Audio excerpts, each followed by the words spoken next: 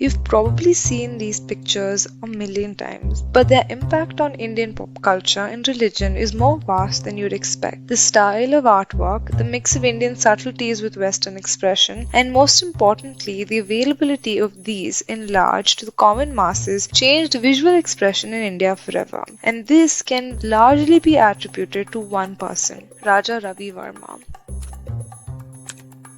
Up until that point, much of Indian art was derived from nature. It was earthy, infused with cultural elements, and was very region specific.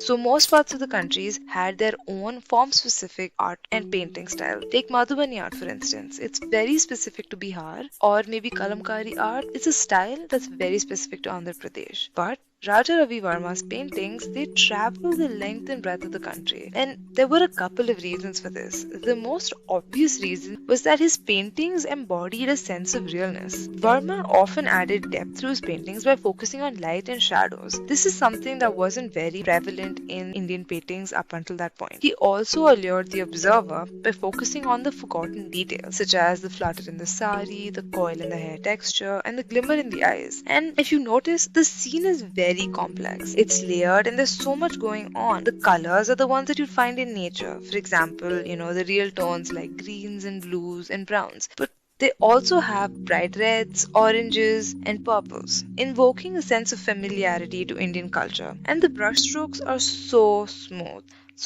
that they're nearly invisible on the canvas. Verma painted like a man who could balance the best of the West with the East. So he took what he could from the Michelangelo, Theodore Jensen, and he blended it with what he found here. And what made him more popular was his unique style of storytelling. He gave a recognizable face to all those fables and stories much of India grew up listening to. The intriguing Hindu epics, they came in color and were able to convey a sense of emotion in a tangible, full-bodied manner. For example, take this picture of Ravana cutting the feather of Jatayu. Now, everyone's heard this story, but this picture didn't need words. The painting said it all. What was once spoken down generations could finally be seen and felt. The pain of Sita, the despicable glory of Ravana, it was all being visualized. A common emotion was being felt, and you can see his influence clearly in what came next.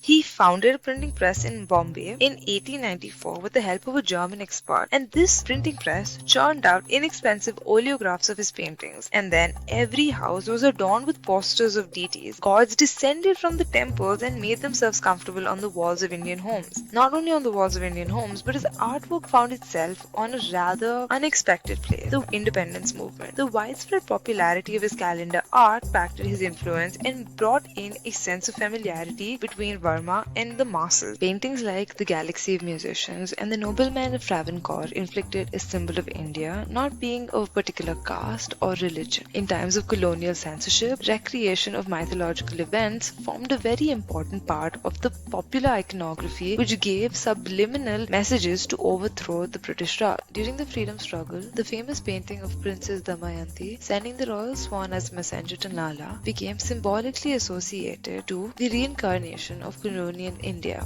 In a way, he democratized art, pushing it to the masses, and it was no longer reserved for the rich. Even as decades passed, his lasting impression on Indian culture and the way outsiders perceived Indian art and mythology. This style of painting takes on modern realism with essential Indian elements in a way that cloth or woodblock painting does not. And that's why we see pieces of Verma's legacy everywhere even today.